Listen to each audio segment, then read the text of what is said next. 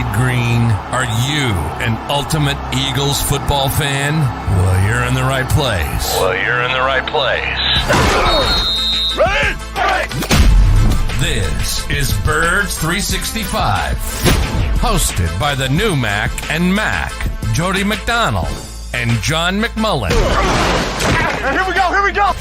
Who collectively have covered and talked about more than 50 plus years of Eagles football. Kick off your day with Birds 365. You'll get debate. We love to argue. You'll get the real story from inside the locker room. And you'll hear from some of the great football minds from around the region. You're about to become an Eagles insider. Get in the game. Join Jody Mack and Johnny Mack and join the football community that flocks to Birds 365. Birds 365 starts right now. Welcome to the NFL. Let's go.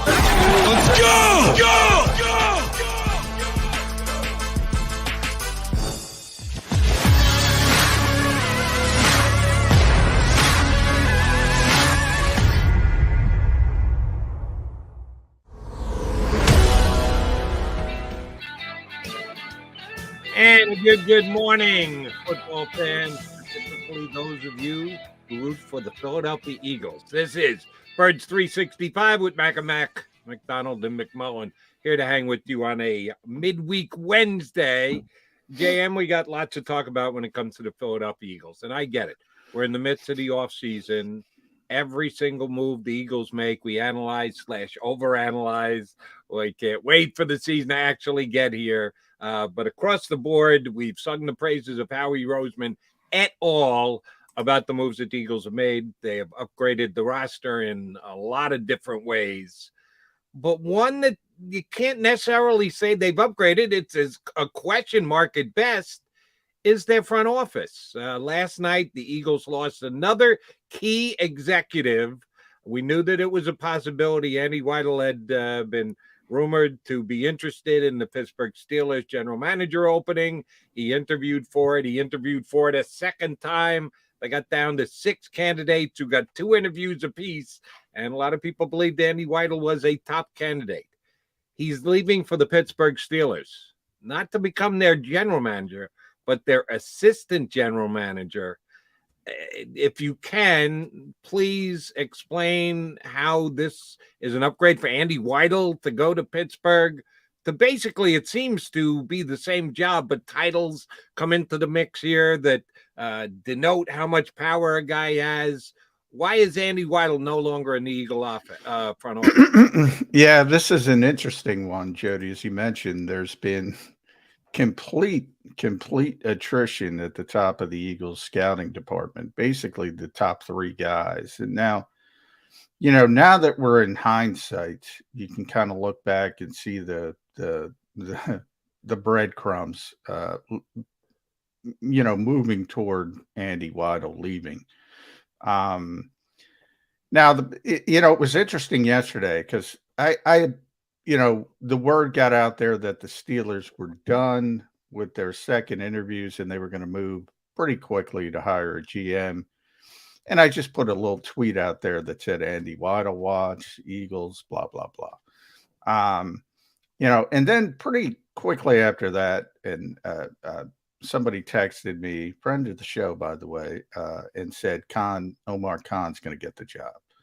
And I said, woof, Eagles dodged the bullet. Turned out he was right. Omar Khan got the job. Makes sense from the Steelers. The Steelers are the definition of continuity. That's what they do.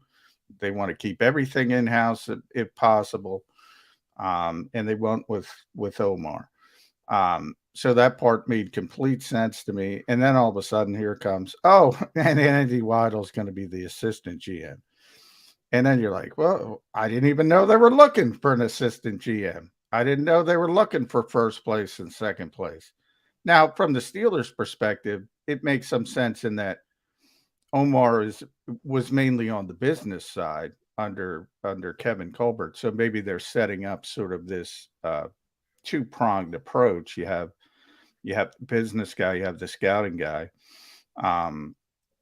So from that standpoint, it could make some sense from their perspective.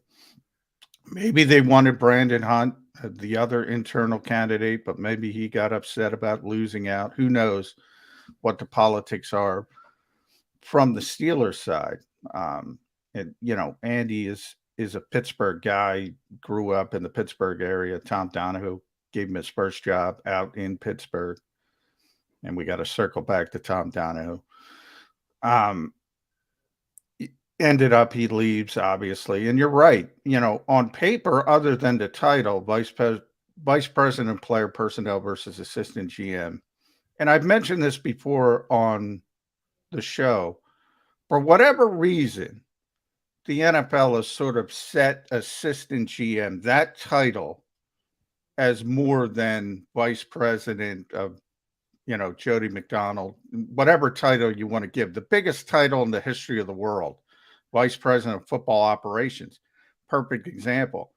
By every definition, Cat Rage had more things to do than, an assistant GM who just works on the scouting side. But for whatever reason, the NFL sees personnel control as the be all end all. And if you're number 2, they consider that a promotion at this point. You can argue that, but that's got to be better defined. And, you have all these nebulous terms. The Eagles have been very headstrong about not giving out that title. I don't know why. It would simplify a lot of issues if you wanted to keep people. And maybe that's the answer. If you wanted to keep people. I will say when all this started with Ian Cunningham and Brandon Brown, they just got straightforward promotions. So if you look at each thing in an individual context, it's not that bad. If you look at Catherine Race, she just wanted to work with Andrew Berry. They're very close in a lot of ways. Andrew Berry got her on the fast track to being where she is as the highest ranking women's football executive so far in the history of the NFL. She just wanted to work there, wanted to work with him. Understandable. Andy, though, is the one where my ears kind of perk up. And I go all the way back to his pre-draft media availability when he wasn't there. He was sick. Maybe he was sick. I mean, that's, sometimes Occam's razor applies. That's the simplest answer is usually the right one. And maybe he was. Maybe he's just under the weather.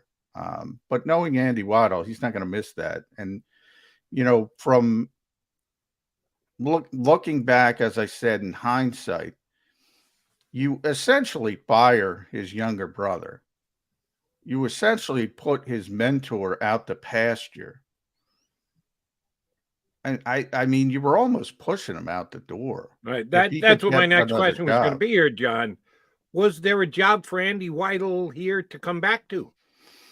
He was going to be from what Howie said in public and honestly behind the scenes as well. He'll be back if he doesn't get the Steelers job as the vice president of player personnel. Turns out the Steelers had 2 jobs. To me, it looks like if Andy had any other options, he was out the door. And the calendar worked against him, obviously, because all the other GM openings were full. Most of the scouting departments, there's some, you're going to see a whole wave of announcements around the league as this month comes to a close about scouts moving back and forth. So there's always movement, but movement becomes much more difficult the higher you get up in a scouting department. Andy's number 1 in Philadelphia scouting department. He'll be number 1 in Pittsburgh scouting department. But, those jobs are few and far between. So there was no guarantee he was going to get that type of offer. But if he was going to get any offer, he was leaving this organization. And we go all the way back. There's some kind of disconnect going on with Howie Roseman and Andy Weidel. And, Howie's had a great offseason. Great offseason. I've said it. You've said it. I think most people have said it. The unintended consequence of all that, love and whatever adjective you want to use to describe it, people slapping you on the back instead of kicking you in the what. Maybe we're getting a little bit back to Howie Roseman 1.0 versus Howie Roseman 2.0. We shall see who the Eagles determined to come in and fill the voids they have in their front office. They've lost 4 key executives, and as of right now, John, they haven't really hired anyone that you would say, all right, well, this person will fill this role in the hierarchy of the Philadelphia Eagles. Shoot, we don't even know what the hierarchy of the Philadelphia Phillies are. There are reports saying that they're going to change the structure as to the way they put their front office together. As you correctly pointed out, they, for their own reasons, seem reticent to give out the title of assistant general manager. I don't know if the next person who is the person under Howie Roseman is or isn't going to get that title. I don't know if the person that is brought in to replace Catherine Raich is going to get the same title she had. Titles are nice, and it's funny in the NFL, as you again pointed out, the NFL has their own way of looking at titles that they attribute to all 32 teams, but yet you could have a title and be responsible for something completely different on Team A than if you work for Team B. So it does get muddled and a little tough to understand. Here's one thing I don't think any of us have to work too hard to understand. Right now, the Eagles are a little undermanned and underwomaned. They're understaffed. They've lost some guys and gals who have been key contributors to them the last couple of years, haven't come close to replacing them. When do we expect that to happen? I know that right now in the NFL, it's not a time where you're desperate to have all your pieces in place. The draft has been had. Most of the key free agent signings. Yeah, I know there are still some free agents out there, and everyone's still looking for a safety, despite the fact that Jonathan Gannon spoke glowingly about the guys in his safety room as of right now, yesterday. And we'll get to that in just a couple of minutes. The major moves of the offseason have been made. The roster construction is at a point where it's at. You're not desperate for those to help Howie Roseman, but you also are very short-handed right now. When do you think we see some movement on this, John? Well, there's been movement already behind the scenes. The Eagles announce, I kind of told you, the Eagles announce all these things at once. So once they get the whole department ratcheted down, they will announce it. Matt Russell, you've probably seen, is going to come back. Was here before. Longtime Broncos executive. Obviously, George Payton got that job last year, so tends to be turnover in different places. So he's going to come back in sort of that, supposedly that Tom Donahoe role as a senior executive. He's bringing along one scout. I was looking for his name. I'll look for it in the break. Charles Walls is coming in from Cleveland. The most interesting name to me was Morocco Brown, because the thought around the league, and you probably heard that name before, Colts executive who's gotten a number of GM jobs, GM interviews. The thought around the league, and this is one-sided, that he was going to get a high-ranking position with the Eagles, and for whatever reason, that kind of unraveled, and now he's not coming. Brandon Hunt, who was a finalist for the Steelers job, maybe he's upset. Maybe that's a trade. Maybe end up that the Eagles wanted Brandon Hunt before, or were thinking about hiring before when they hired Joe Douglas. So they've had their eye on him for a while. So there's been a lot of movement behind the scenes. Guys like Alan Wolking, who's here, he was the Southeast area scout for years. Think Alabama, Georgia, he's going to get promoted. Just a matter of what. Phil Baez been around for a long time. He's going to get promoted. Amina Solomon's going to get promoted. So there's going to be a lot of promotions, a lot of people coming in. A lot of turnover, though. And it's strange for a team. Look, it's not strange at all if you fire the GM. All right, you clean house. Right. A lot of people want to bring in their own people, but generally, I brought up George Payton. Generally, even that happens slowly because you can't come in and just fire everybody who's been working and doing all the work. So that's generally a slower phase. The fact that the Eagles have lost this many high profile people in essentially, 6 months, 5 months, it's unheard of. I can't think of another from an organization that didn't fire their GM. Right. Without the move at the top. Yeah. It's unbelievable.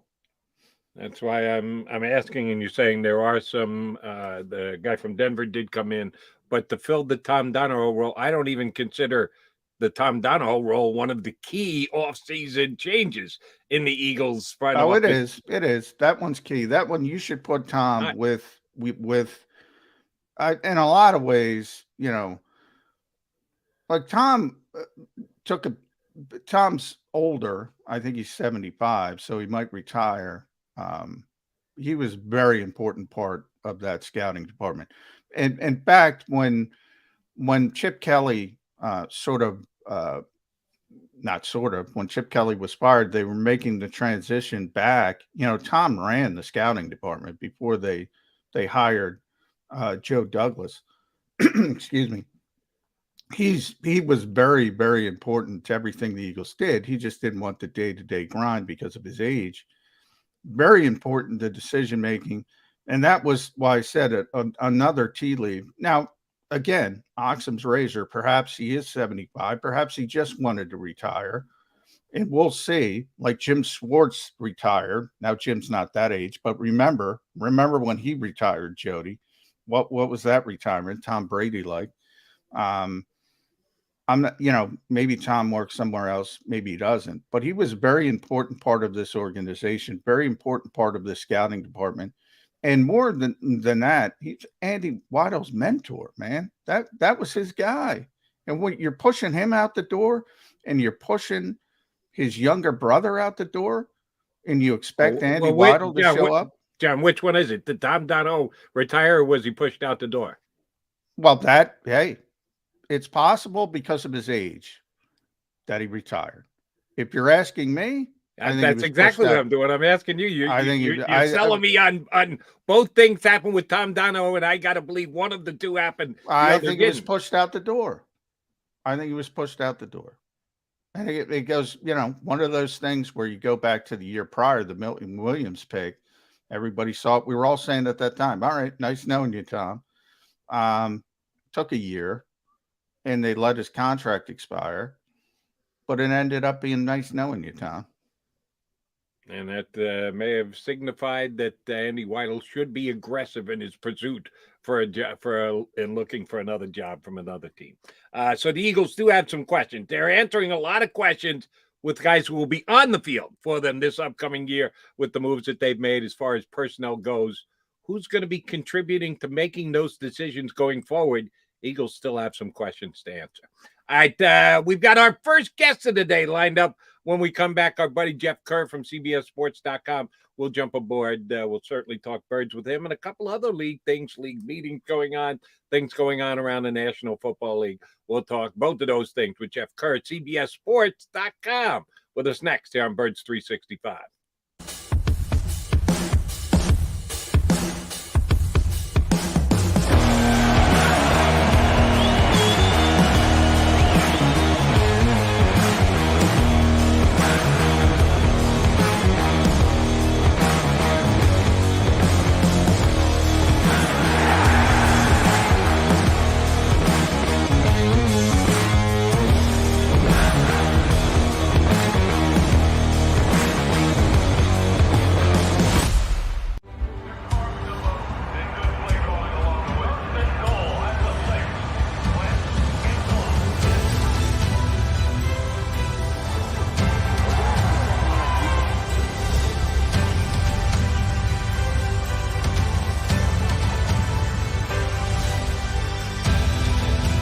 field of life, First Trust Bank is there for you. Champions on three. 1, 2, 3. Because Philadelphia dreams deserve a Philadelphia bank.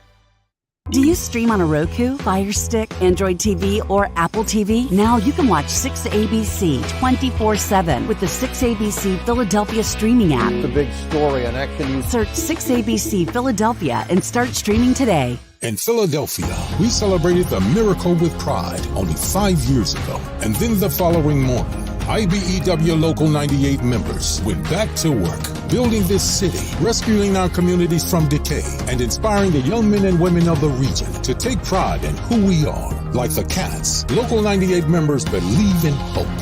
To learn more about who we are, what we do, and career opportunities with Local 98, visit us, IBEW98.org. At Stateside Vodka, every new customer gets the world's best rocks glass, free.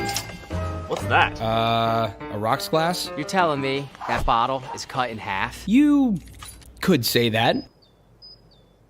Holy shit. The glass is for cocktails, right? It's for this, this, this, and that. Is the length of the glass equal to your... You betcha. But is it made out of... Glass? Okay, but is the rip... Smooth? Will you stop doing... That? I'm the professional here. And you're telling me I can get one of these glasses for free? That's right. 1 free rocks glass per customer with each first-time purchase of Stateside Vodka. All from the company that's highly awarded. 0 carbs, 0 sugar, and deliciously tasting vodka. So good, it just disappears.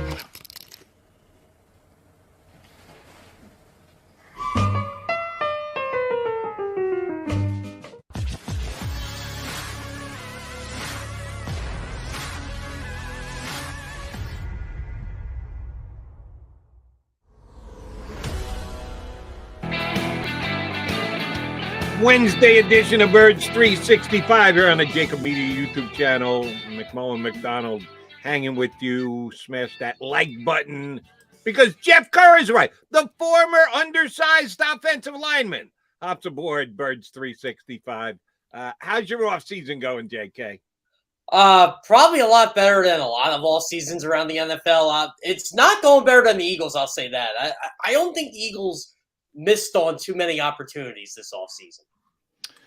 That's fair to say, except maybe the personnel department. What's going on with the personnel department in Philadelphia, Jeff? You know, you and I have been around this league for a little while. You rarely see this type of movement when a GM isn't fired. Here, the GM is there. You usually have a semblance of continuity. Everybody's fleeing the ship of this organization that keeps me making good moves. Are we making too much of it? Or is it just the rest of the league likes the Eagles employees so much they have to have them? I think it's a combination of both. This is something Ocean Casino should really get into here. When Howie Roseman and Tom Donahoe had the whole blow-up last year on draft night, Ocean Casino should have put out like a live bet. Will Tom Donahoe be on the Eagles at the end of 2022? Plus 150 for yes and minus 150 for no. And if you took no, you would have won. So, between that and Andy Weidel leaving, I wasn't surprised by that. What I was surprised of is the Eagles really couldn't give him the assistant GM title. Just say, hey, look, here's a bump up in salary. Here's a bump up in title. No, he's going over to Pittsburgh. And I think it's a testament of what the Eagles have built in their scouting department, obviously with guys like Brandon Brown and Ian Cunningham. I mean, they lost so many people, but at the same time, you're thinking to yourself, well, why are all these people leaving? Are these people want promotions, or is the Eagles front office actually good, or do they just want to get away from Howie Roseman, or, Howie Roseman has too much power? It might be a combination of all three. But let me play, before you jump in, Jody, sorry. Let me play devil's advocate here. Even if you want to give Andy Weidel the assistant GM job, and who knows, we'll see what they do. Maybe they give that title out. Maybe Brandon Hunt's the assistant GM here. Who knows? We'll see. If you wanted to keep Andy Weidel, why are you firing his brother? And why are you pushing his mentor out the door if you were trying to keep him? Yeah, it didn't seem like they wanted to put up much of a fight to keep Andy Weil. Yeah, I agree. Why would you fire his brother? Like, what are you just trying to get rid of all the hires you made from that Joe Douglas regime? And because Andy Weil came when Joe Douglas came, and I like the Weidl hire probably as much as I like the Douglas hire when they got him from Baltimore. So I'm thinking, okay, Andy Weil might be the future successor to Howie Roseman, or he's going to have a big role in that front office, and he did. But you're right, John. Like, you get rid of his mentor. You get rid of, I always forget Andy Weil's brother's name, John. Casey Weil. Thank you. And so you're getting rid of him. Now, all of a sudden, you're Andy Weil. You're thinking, okay, am I next? Do they want me to be next? Do they want me to get a promotion elsewhere? So if you're Andy Weil, you got to be thinking to yourself, okay, what's the best move for me? Well, it obviously was Pittsburgh. He didn't get the GM job. That's fine. They went internal. But in a way, Pittsburgh, I don't want to say it was an internal move that Andy Weidl went back to Pittsburgh, but he was with that organization once upon a time, back when Cordell Stewart was quarterback. So in a way, they kind of kept it in the family. And as John said, Omar Khan, the guy that they hired under their previous general manager, was pretty much a business guy. So maybe there's more teeth to the assistant general manager side on the personnel in the way Pittsburgh's going to structure it. Maybe that was something that Andy Weidl was made a key in his decision as to whether he was going to jump from one organization to the other on what seems to be a pretty lateral move. All right, let's take it on to the field, JK. We have not had you on since the Eagles had their last big signing, which was getting James Bradberry after he was released by the Giants. I was beating the drums pretty good for this guy. I still think he's a top-notch cornerback. These kind of guys don't come available at this time of year. The Giants were trying to get something in exchange for him, finally had to give up hope, but the rest of the National Football League said, we know you're going to cut him, so why would we trade you anything for him? We'll wait till he gets cut. Exactly what happened. Eagles end up as his selection, signs a market value contract, not above, not below, right at about market value, at least per my evaluation. Got a chance to talk to all the available media yesterday. Seems like a thoughtful guy, a little underspoken, but I think that's a good balance between he and Darius Slay. We haven't had a chance to talk to you since Bradberry inked his Eagle deal. How big an addition is this for the Birds in your eyes? A needed addition. They needed this guy, bottom line. And I thought they were going to go a little bit of a cheaper route than James Bradberry. I thought maybe they go after an Xavier Rhodes or someone who was familiar with Jonathan Gannon in the past. But this was the best signing they could make out of the cornerback market. They waited for this guy to be released. Give credit to Howie Roseman. Give credit to that front office. Give credit to Darius Slay. They pounced. And I always thought it was kind of interesting when Darius Slay was kind of hinting. You could tell he was pushing for James Bradberry just by his social media activity. Like, it's get this guy in here. I want this guy in here. I want this guy as my number 2. And I like it on the sense last year, remember we were talking about who's going to be their cornerback 2? Who's it going to be? All throughout the summer. And then they signed Steven Nelson. You're like, okay, this isn't bad. This is a proven player. No, you got a proven player now. You got a guy who has the potential. I mean, he's shown he's a cornerback 1. He was a Pro Bowler 2 years ago. Him and Slay are still the only defensive backs with 80 passes defense since Bradberry's entered the league in 2016. I think Bradberry's the first cornerback in at least 15 years to have his first 6 seasons where he's had over 8 or 9 passes defense every season. So you know this guy is going to make plays for you. And with Darius, we lose Jeff? Jody, did you lose him? Seems like he's a little frozen. Low frozen. Tone, could you bring Jeff down, bring him back up? Yeah, Pat Leonard, we had Pat on. He made me feel better about James Bradberry because he had mentioned he was playing through that nagging injury, Jody. And, I always say that with Baker Mayfield. You fight through things. Coaches respect that. Now, from the Giants' perspective, they had to move on from the salary cap perspective. But if the Eagles, and Jeff is back, if the Eagles get the James Bradberry of 2020, then you're really talking about something potentially special with not only Bradberry and Slay, but also Avonte Maddox. And we got a chance to talk to Jonathan Gannon for a while yesterday, Jeff, both in public and behind the scenes. Avonte's not moving, so you can shut down that safety stuff. The Eagles think they have 3 really, really good corners, and I agree with them. I wouldn't move Avonte Maddox either. I like how Jonathan Gannon's doing that. Don't move your one of the best slot cornerbacks in football, which is what Avonte Maddox is now, to strengthen a position, and you might weaken both at the same time. Marcus Epps is perfectly fine being the starting safety on this football team this year if they choose to go that route. I'm a little skeptical about Anthony Harris, but I was more in favor of them bringing him back than I was Rodney McLeod. So if they do roll with a Kayvon Wallace, Marcus Epps, Anthony Harris safety trio, I'm for that because of what their cornerback situation is. You have Darius Slay, you have James Bradberry, you have Avonte Maddox. Zach McPherson being your number 4 is definitely not the worst thing in the world. And according to Jonathan Gannon yesterday, at least what I heard, they're perfectly fine at safety. They're good at safety. He really likes his safety room, the flexibility of the safety, the talent of the safety. He was in full pump up my guys mode with the safety room yesterday. I'm not sure if he believes everything he was saying, but he was putting it out there for public consumption.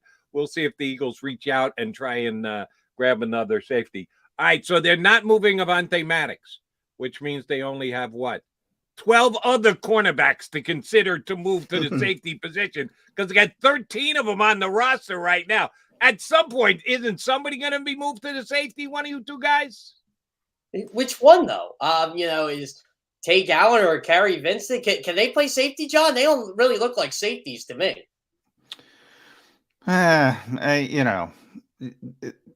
I guess the answer to that would be what type of safety? I guess the old school safety, no. But, now the safety position is like everything else has become more about coverage. So in a lot of ways, maybe Tay Gallen's got the length. He's a player. Jody's right when he says, for public consumption, Jonathan's fired up about the safety position. There's a public and there's a private. The Eagles are legitimately fired up about Marcus Epps. You can disagree. And I'm talking to listeners, anybody, you can disagree. They really believe in Marcus Epps. That's legit. Everybody else, I think that's more the pump up for public consumption Jody was talking about. So maybe they do add a safety at some point if things break the right way, but it's not going to be to replace Marcus Epps. It's going to be to replace Anthony Harris or Kayvon Wallace. Is that good enough? I don't know, but I will say this. If you have everything else, and they seem to have everything else, they now have linebackers. We're talking about depth for the first time in history, it seems, at linebacker. Certainly the first time in 20 years. The defensive line can come at you in waves. I don't know if they have the best cornerback trio, but they have a top 5 cornerback trio on paper. I think that's fair to say. You can't have everything, and maybe that's where they're given a little bit, that second safety position. They have confidence in one guy, and, maybe you have competition. And if Kayvon Wallace, if all of a sudden the light comes on, who knows? Maybe you get some youth and go about it that way. But you can't have a Pro Bowler at every position. No, you can. And if you do, then Howie Roseman is even a bigger magician of the salary cap than we imagine. But maybe the Pro Bowler is going to be Marcus Epps. John, do you think the skepticism comes with Epps? Because I'm trying to remember correctly. Wasn't he the guy who was covering Metcalf on like that third and yes, it was that third and long? And I think that was his rookie year and he was barely playing. So I'm like, Marcus Epps. I'm like, that's who you got on DK Metcalf? That's a little unfair to Marcus Epps. And yeah, well, I mean, Jody and I talk about this all the time, and I talk about it with TJ Edwards and pedigree. He was a 6th-round pick. He was picked up on waivers. It was almost a trade. The Vikings wanted Andrew Donahoe back. They had drafted Marcus Epps. Zimmer likes veteran players, loved Sendejo. Needed a spot. They waived him. The Eagles picked him up. I was talking to somebody in the Vikings personnel department who raved about Marcus Epps, but he was a 6th-round pick and he was a walk-on. But all he kept talking about was how instinctive he was in coverage. And he's got a chance to be something. Now, down the line, but here we are down the line. Just because you're a 6th-round pick, just because you're on waivers early in your career, doesn't mean the book is closed on you. So I think it's more of, if the Eagles bring in Chuck Clark, people want Clark. He was a 6th-round pick, but now he's established, right? And they're saying, bring in Clark. Maybe you already have Clark. I hate to tell people this. I don't think the Ravens are giving up Chuck Clark. They just signed Kyle Fuller yesterday. I think they're totally set on just loading up at cornerback and safety because of how bad that pass defense was last year. Yeah, Clark probably not available, and that was one of the guys whose name I threw out very early on. As soon as the draft came down, here might be a guy they could try and get their hands on, but I'm with you, Jeff. I think it's less likely now. Here would be my question about the Eagles in the safety position. I know we're spending a lot of time on safety here, but it is the most debatable position for me right now on the Philadelphia Eagles. If Kayvon Wallace is going to open eyes, to use your phrase, John, the light comes on for Wallace. Epps, to me, is more of a free than strong safety. Kayvon Wallace, to me, is more of a free than a strong safety. If Anthony Harris is going to be the odd man out, which of those two guys do you think is more likely to be the guy who's going to be up in the box more often and play that strong safety role? I know everything in the NFL, specifically listening to Jonathan Gannon yesterday, it's all about fluidity. It's all about being multiple. It's all about having guys who can do different things on any given play. But maybe I'm being a little old school here. Out of Wallace and or Marcus Epps, which would you rather have manning the strong safety position the most? I think Marcus Epps could do it, but I think Kayvon Wallace has the potential to do it. And I remember when Kayvon Wallace was coming out of Clemson, everybody said he was a hard hitter, he was a good tackler. I haven't seen that in his NFL career thus far. I know it's only been 2 years, but I think Kayvon Wallace could thrive in that role if you give him the opportunity. And that might be the guy. I mean, I think Marcus Epps could easily do it, but I like to see him in coverage more because that's what he is. He's a coverage guy. But I could see Kayvon Wallace really thriving in there as that extra blitzer in the box, or, you put him in the box and you let him go to work. I feel like the best way for safeties to succeed in this league, at least early on, especially when you got guys like Brian Dawkins and Ed Reed, who ended up becoming Hall of Famers, you put them in the box and you let them use their biggest strength, and then the coverage skills eventually come. And why not have Kayvon Wallace blitz? Why not have him try to stop the run? If I remember correctly, his scouting reports were he was a hard hitter and a good tackler. Well, I haven't seen it yet. I want to see it now. Yeah, no, I think, and again, we're not talking Malcolm Jenkins here, to say the least, but I think Kayvon is the closest thing to what Jody's talking about that the Eagles have as a traditional box safety. They don't have one, is right. Short, but he's the closest thing they have. And Marcus Epps is probably, not probably. I think he's their best safety, certainly their best center fielder, so to speak. So you want to keep him in what he does best, and then sort of roll the dice whether it's going to be. The problem is Anthony Harris is a center fielder as well. Always in Minnesota when he was going to Pro Bowls, he was the free safety, and Harrison Smith was, the box safety. So everybody sort of is a little bit redundant, but yeah, Kayvon's the one guy that in theory is supposed to be able to play in the box, but I haven't seen that yet. And here I've thrown some out of the box things. You have Kaiser White, you have Jacoby Stevens, who people have forgotten about, played safety at LSU. Jonathan Gannon is very, and I know it's hard for people to understand this because he didn't have a lot of bullets. He's open-minded. So if he goes into training camp and he says, I have Nakobe Dean and TJ Edwards, maybe I can play a Kaiser White in the box and do it that way as sort of a hybrid safety. Who knows what Jacoby Stevens becomes, but just because they said we're turning him into a linebacker because he was a big safety, maybe they say, hey, we got linebackers. Let's turn him back into a big safety, a box safety. So there are some options that they could go.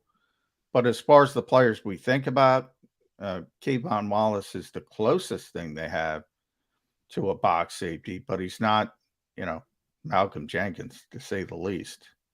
It's hard to really compare anybody to Malcolm Jenkins at this point. I was actually thinking yesterday, John, now you bring up Malcolm Jenkins. Does Malcolm Jenkins have a shot at the Hall of Fame? Because if you look at his numbers compared to a lot of great safeties, I think he's very good, but Eagles Hall of Fame easily. Yeah. Now when you look at Hall of Fame, and we're lucky enough to have just a ton of Hall of Fame voters on this show at times. Those guys look at all pro selections. Those guys look at all decade teams, not Pro Bowls, all pros. Malcolm, great player, but as you mentioned, Hall of very good. He's just not at that. And that's always been a position where it's kind of broken recently. It was really difficult to get into the Hall of Fame at safety, to the point where I always tell this story because I know very well the all-time interception leader, still Paul Krause, who nobody's going to recognize. Nobody's ever breaking his record. I think it's 81. Yeah, 81 interceptions. Nobody's ever breaking that. It took him close to 2 decades to get in the Hall of Fame, and he was 7 look at Rondé Barber. All-Pro. I thought Rondé Barber was one of the studs of that Tampa Bay defense. They made sure they got Derek Brooks in, John Lynch, and Warren Sapp, all those guys. But Rondé Barber's the big play guy on that defense. 40 sacks, 40 picks, nothing. He's still not in yet. So I don't know when they're going to do that. I've still been advocating for Seth Joyner to get in, and it's the only player in NFL history with 50 sacks and 20 interceptions and nothing. So it's tough to get in. JK, I want to jump back over to the offense with you, if that works. We've kicked this guy's name around a lot over the last couple of weeks here on Birds 365, and that's Isaac Seumalo, who is coming back from an injury. That's unfortunately becoming part of the overall description of Isaac Seumalo, coming back from injury a little too often. But I think he's just going to get plugged in to the right guard position this year, even though it's not his most natural position. They're not moving Dickerson. Isaac coming back, I think, is your right guard. The Eagles have flexibility on that offensive line, have depth on that offensive line. People have thought about Isaac Seumalo going somewhere in a potential trade, or maybe Isaac Seumalo even becoming a cap casualty.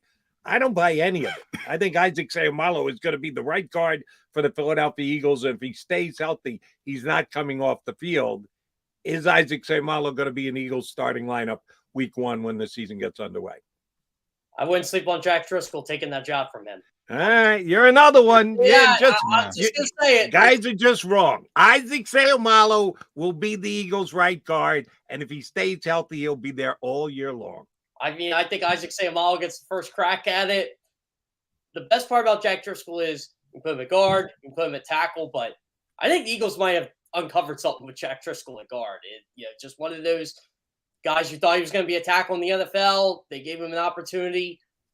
They were pretty good when Jack Driscoll was in that lineup last year, and they did miss Jack Driscoll when he was hurt. So it's going to be tough. And, oh, by the way, Jack Driscoll is a lot cheaper to.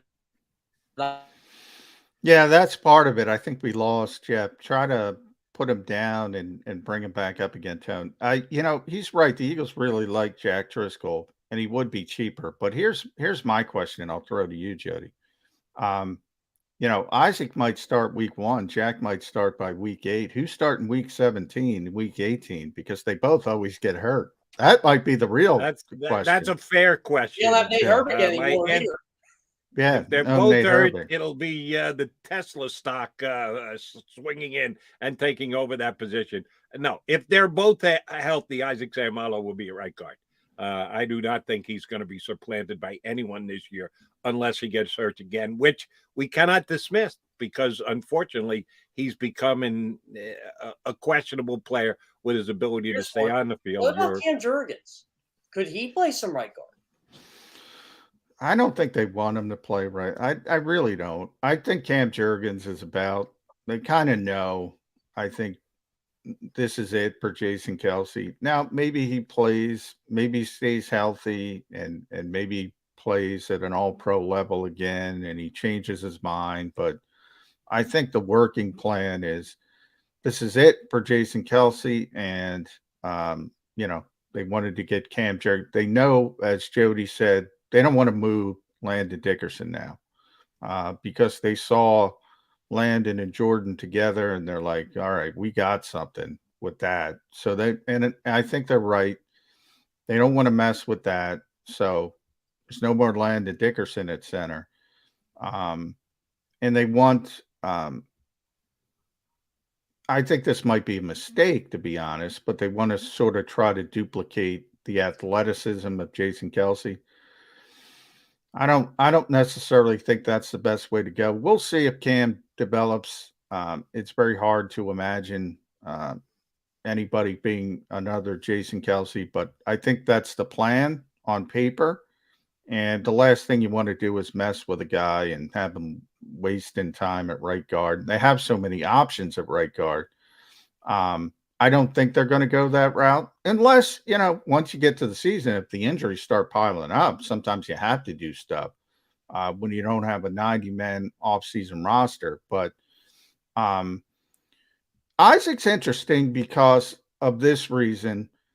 He is very expensive per guard. He's only played 9 games in 2 seasons. So he's got this injury history, and people are trying to trade him for Jesse Bates and trade him, but other teams, he's a really good player when he's healthy. The problem is he hasn't been healthy, and he's coming off a Lisfranc injury, which is pretty significant, especially for a 300-pound guy.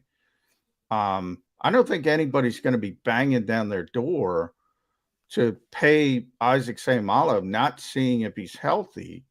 So I don't think he's as tradable as maybe people might think. And then it makes it a difficult decision because if the Eagles want to make room for Jack Driscoll, and they do like Jack Driscoll, Jeff is right, you might have to make that difficult decision because you don't want to pay a backup what you're paying Isaac Seumalo. Right. And if Isaac's not going to sit on the bench making the kind of money he is. I just don't believe that's going to happen.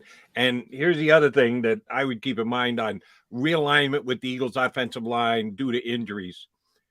Let's say you move Driscoll into guard. And Jeff said earlier, he's a talented player in that they thought he was going to be a tackle, looked at him at guard, looked good at guard. Damn, this guy can play guard. We could use him at either tackle or guard. What happens if you move him into guard, replace Seumalo, he gets the job over Seumalo, week 2, another oft-injured player on the Eagles offensive line by the name of Lane Johnson goes down for 2 weeks, 4 weeks, 6 weeks. Now what do? You move Driscoll back out to right tackle? Are you plugging in someone else at right tackle? I think the Eagles' second best right tackle right now is Driscoll. So if you're moving him in the guard, what happens if you have a need back out at tackle? What do you do with Driscoll then, boys?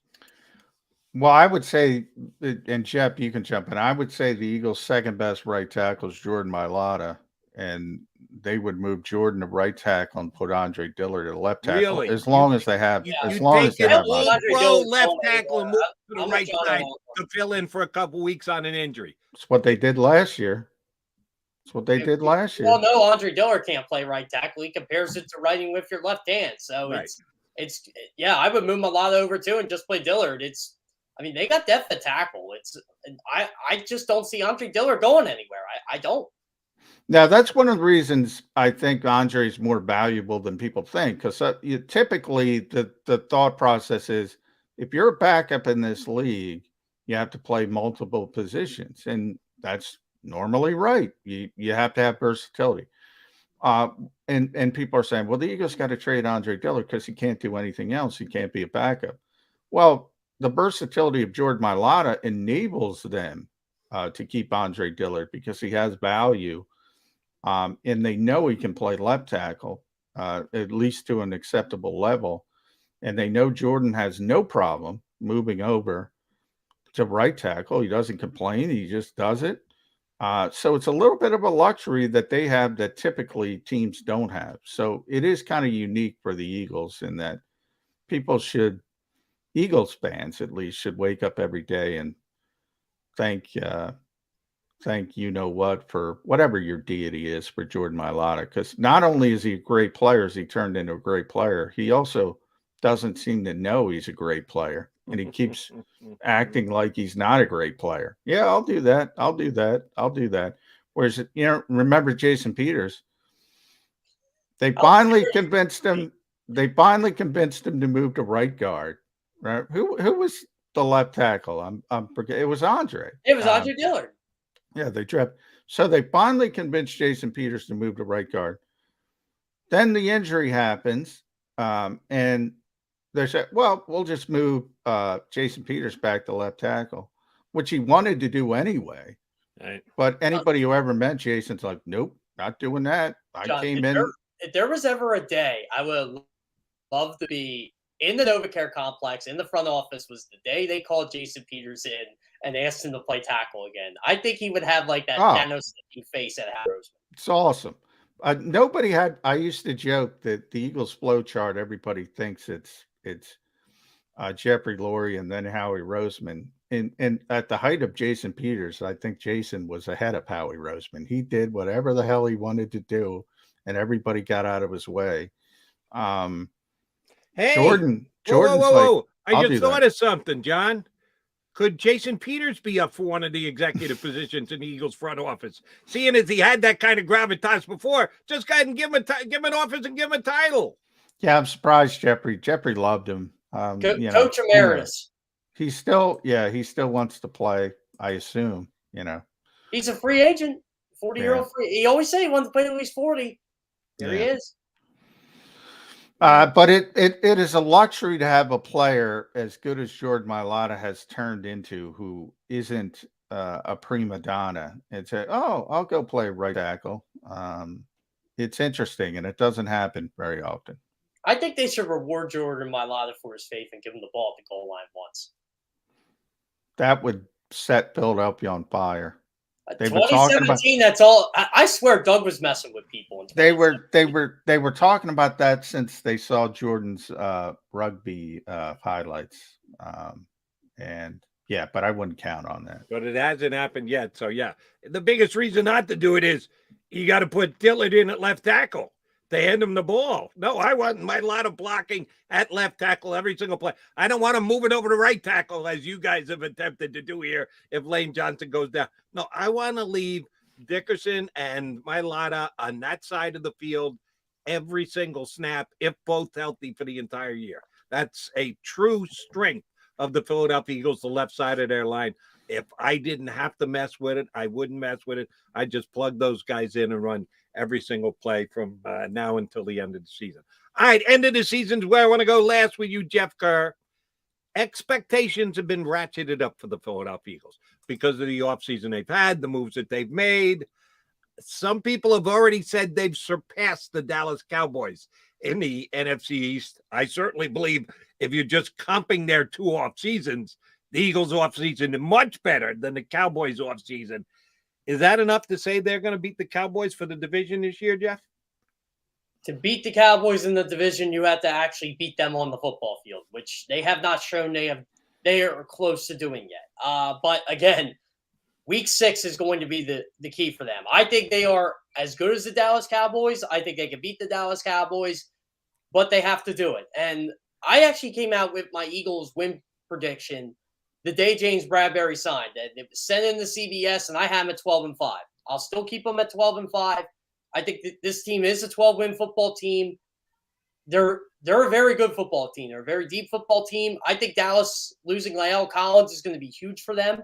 I think Ezekiel Elliott's decline is massive because he keeps getting worse every year. And for some reason, Dallas doesn't play the better running back in Tony Pollard. So, as long as the Joneses and Mike McCarthy stay stubborn. Oh, by the way, I think Nick Sirianni is already on his way to becoming a better coach than Mike McCarthy.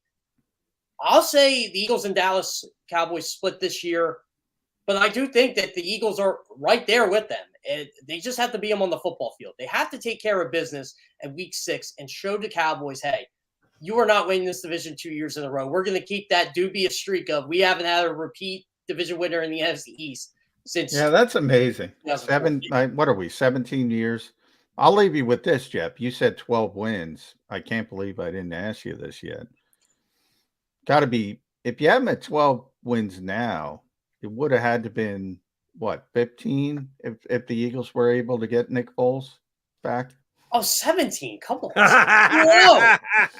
You guys know me by now. I got a Nick Foles poster back here. So, Nick Foles is my idol. I don't want to ever see him in an Eagles uniform again. I want to leave it as it is. But Nick Foles, 17-0. Let's go. Yeah, remember, week 11, Eagles in Indianapolis. It could be the Eagles against Nick Foles. That would make some Eagle fans in this town stone cold crazy. Jeff Kerr, always a pleasure. Thanks for hopping on with us, brother. We'll get you back up in a couple of weeks. Thanks, and we'll talk to you soon. Always a pleasure, guys. Thanks, Jeff Kerr, CBSSports.com, one of their top NFL writers who's always got an Eagle slant to what he does. That's why we bring him on the Birds 365 to get his Eagle slant. All right, McMullen and McDonald coming back. Next hour, we got another good one. EJ Smith of the Inquirer going to hop aboard with us. We'll keep the Eagle talk going here on Birds 365.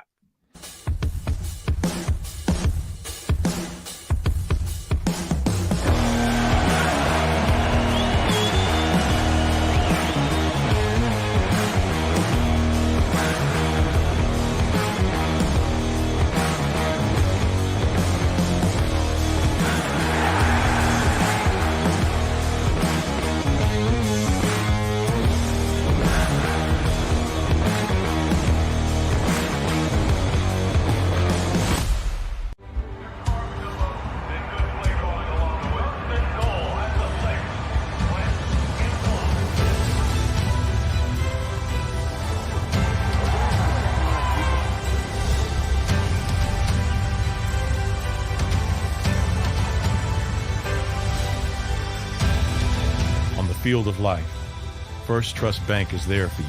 Champions on 3. 1, 2, 3. Because Philadelphia dreams deserve a Philadelphia bank. At Action News, we cherish every moment, and it's our profound responsibility to bring you closer to your world. Never miss a moment. Trust the people at Action News. In Philadelphia, we celebrated the miracle with pride only 5 years ago. And then the following morning, IBEW Local 98 members went back to work, building this city, rescuing our communities from decay, and inspiring the young men and women of the region to take pride in who we are. Like the Cats, Local 98 members believe in hope.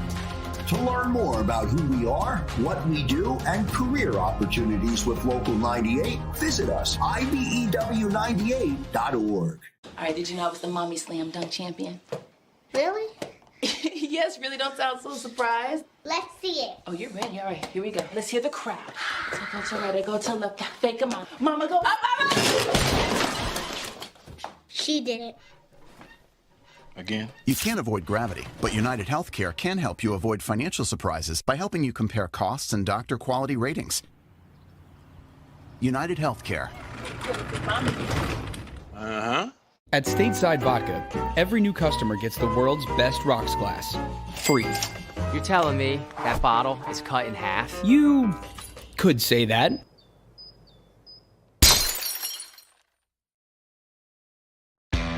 Go for the midnight dares. Go for the game. Go for the hits.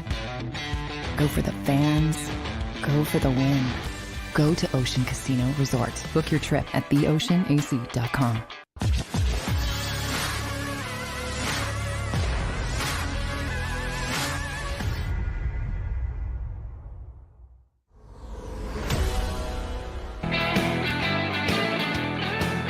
You got your Mag guys here on Birds 365. Thank you for tuning in to the JAKIB Media YouTube channel. Feel free to go ahead and hit that like button while you're at it. Subscribe to the channel, and we appreciate your patronage here with us on Birds 365.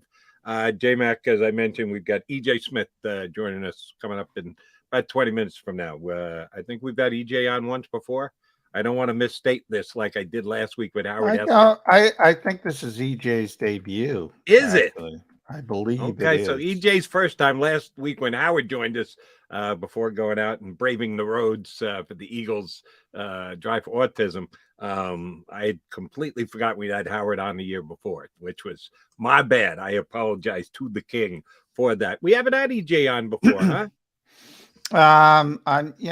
I talk to EJ so much. I'm pretty sure we haven't had him on before. I've been working with it. The Inquirer people have a lot of conflicting things they got to work out, but I do not believe we've had him.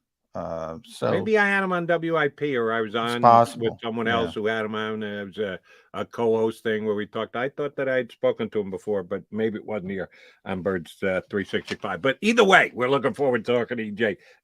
That'll come up about 20 minutes from now. All right, JM, there's we've been talking plenty of defense today, safety and the like. A lot of offensive line talk with Jeff Kerr. I want to jump back over to the offense, but outside on the offense. And the Eagles' major offseason addition, of course, was the big wide receiver trade on draft day when they picked up A.J. Brown.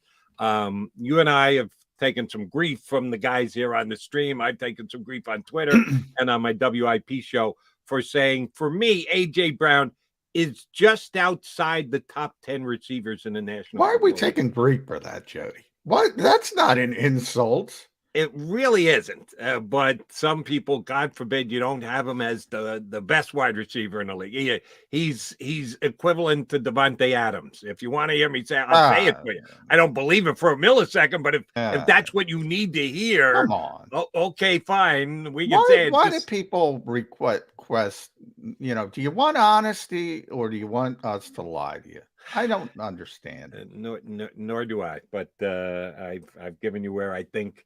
And, oh, by the way, much like Jonathan Gannon's defense, these lists are fun to be made up each and every single offseason. And then you play the next season, and guess what? The list changes. It is fluid. Guys can have great seasons, breakout seasons, and they move up significantly. Or you can have an off season, and you all of a sudden disappear. Like Julio Jones a year ago was an unquestioned top 10 wide receiver. Now he's not even a top 20 wide receiver because of the season he had last year, factor in age and everything. So these are very fluid lists. So John has his opinion. I have mine. Others have theirs. You can have yours. I just don't know why you get so ticked off when our list doesn't match up with your list, but that's okay. A very well-respected media outlet came out with a list this past week of wide receivers. And I thought it was interesting the way that they laid it out. They had their groupings or I think they called them tiers, different tiers of wide receivers. And Pro Football Focus tiered the wide receivers going into this upcoming year in the National Football League. They had their tier one, which they termed elite, the elite wide receivers. And for those of you out there who attacked either me or John because we didn't have A.J. Brown quite in the top 10, Pro Football Focus doesn't have him in the top 8 either. It may sound to me like some Eagle fans had A.J. Brown as a top 5 wide receiver already. He's not there yet. Could be by the end of the year. Isn't there yet. The 8 elite wide receivers, Devontae Adams, Cooper Kupp, Hopkins, Diggs, Tyreek Hill, Jamar Chase. They moved him in there pretty quickly, but I think he deserves it with the kind of season that he had. Justin Jefferson and Mike Evans. Those are, as per Pro Football Focus, the 8 elite wide receivers in the National Football League. Then their next group was young, on the cusp of becoming elite, but not quite elite yet. Number 9, Deebo Samuel. Number 10, A.J. Brown. So they got A.J. Brown ranked as their 10th wide receiver in the league. God forbid John and I had him 11th or 12th, but that's where Pro Football Focus had him, and I guess that's acceptable because that dividing line of top 10 is so all-important. But he did make the top guess 10. what, Jody? If the trade was for DK Metcalf instead of A.J. Brown on draft night, I guarantee Eagles fans would be, DK Metcalf's better than A.J. Brown. What do you mean? He's top 10. How do you have him outside the top 10? So when we have him, maybe, I forget when we did it, but maybe it was DK 11 and A.J. Brown 12. All right. Yeah. Well, maybe he's better. Maybe he's not. But come on. Come on, people. But I'd like that top 8. I think that would be my top 8, to be honest. I'm trying to think if I'd put somebody else in there. Diggs was in there, right? He's got to be in there. Diggs is top 8, yeah. The elite was Adams, Kupp, Hopkins, Diggs, Tyreek Hill, Jamar Chase, Justin Jefferson, and Mike Evans. Yeah. I have no arguments with that group. And here's another thing. This is going to be a Sophie's choice because I've said this pretty consistently. Ultimately, you said these things are fluid, and they are fluid. I think a couple years from now, I think Devontae Smith is going to be better than A.J. Brown. So what do you think of that? Stick that in your pipe and smoke it. You can't criticize that, can you? Maybe you can. Yeah, exactly. But it gets to a Sophie's Choice type decision that Eagle fans have to make. See, here's a guy who jumped on the stream, Davey Boy. Not only is it an insult to say A.J. Brown isn't a top 10 wide receiver, it's meritless bullshit. No, it's our opinion. It's what it is, Davey. No, it's an outrage, Jody. It is the worst thing that has ever happened in the history of the world. Just let me say, I think he's a very good player. I don't think he's a top 10 receiver. I'm sorry. Let's again put it in its proper perspective, and people just like to dismiss this. I am ready, willing, and able to put A.J. Brown in the top 5 wide receivers next year. Come in here and do it. Come in here and make 90 catches. Come in here and get 1,400 yards. Of the elite 8 that we just ran down in this, again, Pro Football Focus is not even necessarily McMullen's or McDonald's, even though we're both kind of record saying, yeah, we've got no problems with the top 8, the elite 8, and they're probably the 8 that we have had. Yeah, I think Diggs you could go by Diggs. It's probably not going to happen with Josh Allen, but he had a little bit of a backslide last year from the previous year. DeAndre Hopkins is going to miss the first 6 games of the season. Kyler Murray may or may not want to play he may be catching. Who the hell is their backup quarterback? And I can't remember. Guy who's been around for Colt McCoy. Colt McCoy. Yeah, Colt McCoy is going to lift DeAndre Hopkins to 1,500 yards this year. Don't think so. So we'll see if A.J. Brown can do it with Jalen Hurts, and think what you may of Ryan Tannehill. Me, not much, but he's okay throwing the football. We'll see if Brown's numbers are increased from this past year with Tennessee, or whether they're flat, or whether they actually come backwards this upcoming year. Mike Evans could come back to the pack this year. Brady's last year, we don't know what kind of numbers he's going to put up. Oh, there are guys that A.J. Brown could absolutely go by on this elite 8 list. But yes, there are. But there are guys who are also working to replace those 8 guys. DK Metcalfs of the world. Depending where you are or I'll give you another name, and this will bother Eagle fans, but CD Lamb. Right. Behind A.J. Brown is CD Lamb, who is younger and I think has a little bit more upside. Not much, but a little bit more upside than Brown. I know you're a big CD Lamb fan.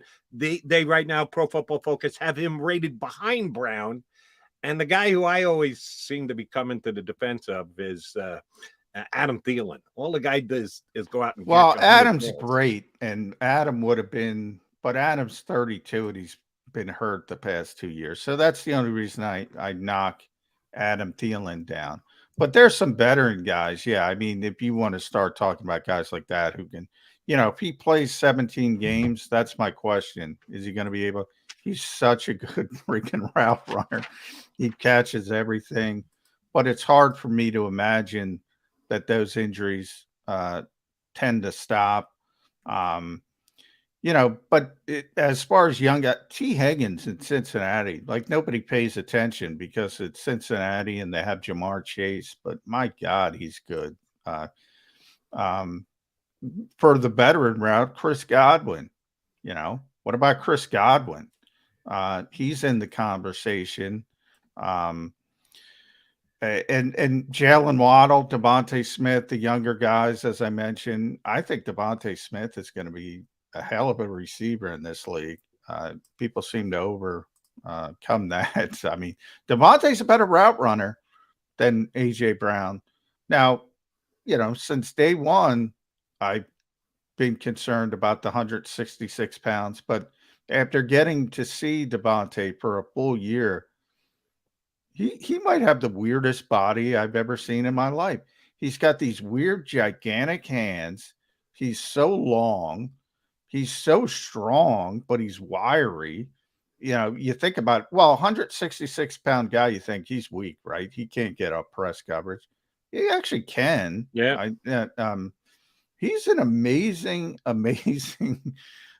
potential receiver. Just so gifted. And I would put Jalen Waddle in that conversation as well. There's so many good receivers in the NFL right now because the league, that's what college is burping out because that's all they do. So yeah, to get to your point, Jody, this list is very fluid and people will be moving up, but there will also be people moving down, and AJ's got a chance to do both. But saying he's the 11th or 12th best receiver in football is not an insult. I don't know how many times I can say that. That means you're really, really good. Exactly. And I mentioned Adam Thielen. You're right. He missed a couple games last year. Only played in 13.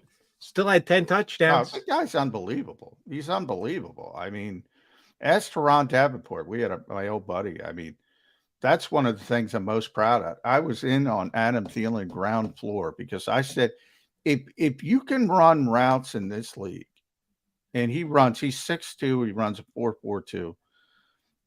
People don't realize, because again, he was undrafted. If you can run routes in this league and you reach that bar of athleticism and he reaches it with ease, you're going to be really, really good. And that's why another reason I think Devontae Smith is going to be really, really good, because he can run routes with the best of them, and he's only going to get better. And let me just wrap up this wide receiver list thing, and then we're going to have E.J. Smith from the Inquirer join us. Mentioned the tier ones, tier twos, which is where A.J. Brown factors in. Behind him are DJ Metcalf, C.D. Lamb, T. Higgins, McLaurin. Tier three, Godwin is a tier 3 guy. I think he's pretty darn good. Did he lead the National Football League? He led in some categories, receptions last year, or he was yards over or yards per carry.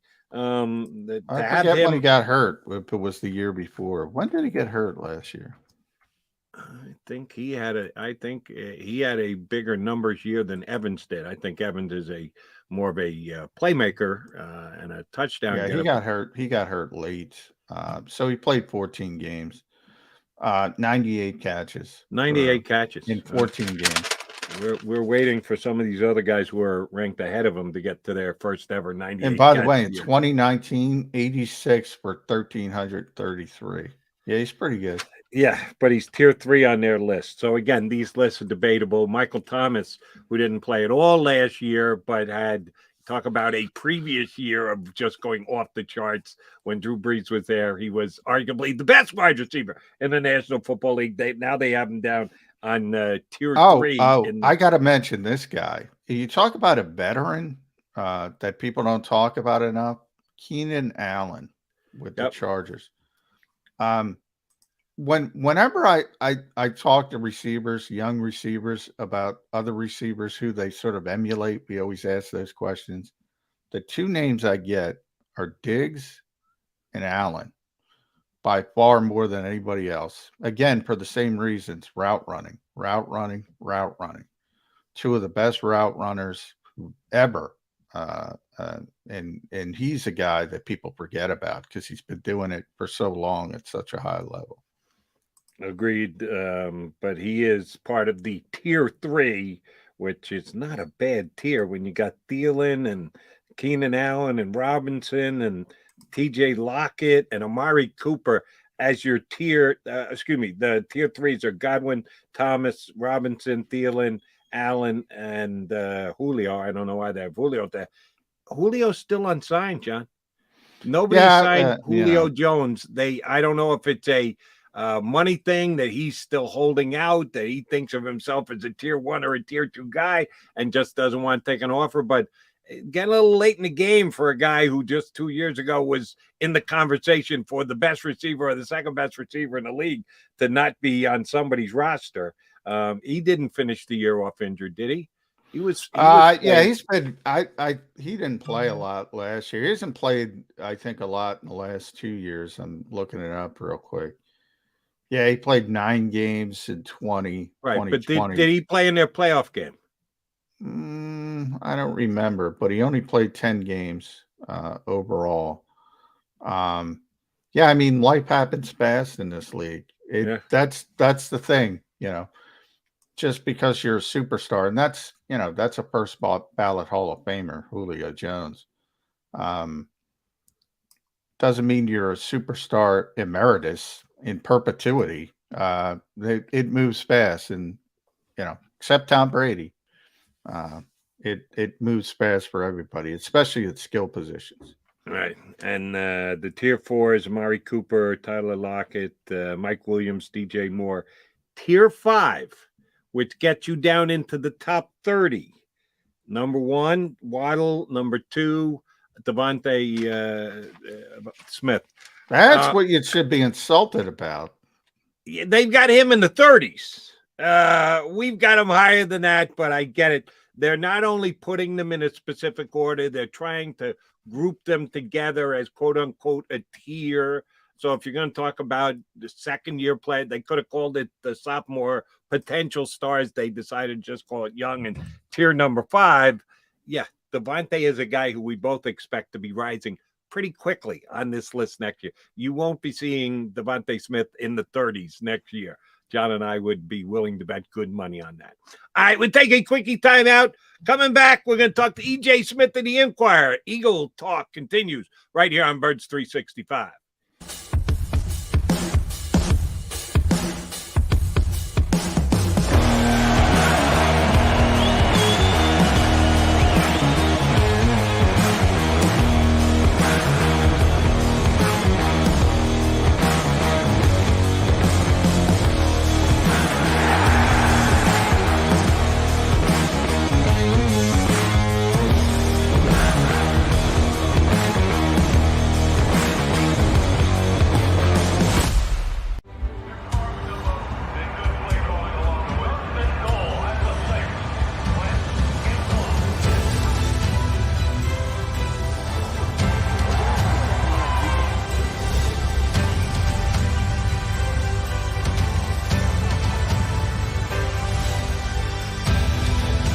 Field of life, First Trust Bank is there for you.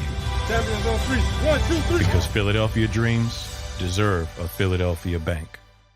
Do you stream on a Roku, Fire Stick, Android TV, or Apple TV? Now you can watch 6ABC 24/7 with the 6ABC Philadelphia streaming app. The big story on Action News. Search 6ABC Philadelphia and start streaming today. In Philadelphia, we celebrated the miracle with pride only 5 years ago. And then the following morning, IBEW Local 98 members went back to work, building this city, rescuing our communities from decay, and inspiring the young men and women of the region to take pride in who we are. Like the Cats, Local 98 members believe in hope.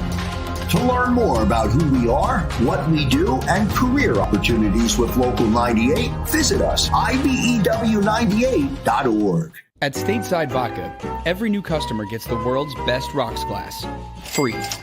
What's that? A rocks glass? You're telling me that bottle is cut in half? You could say that.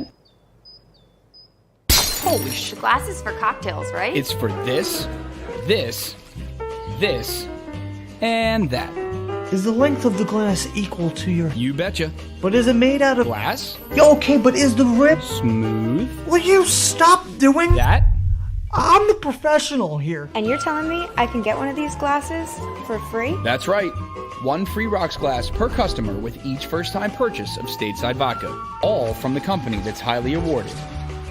0 carbs, 0 sugar, and deliciously tasting vodka. So good, it just disappears.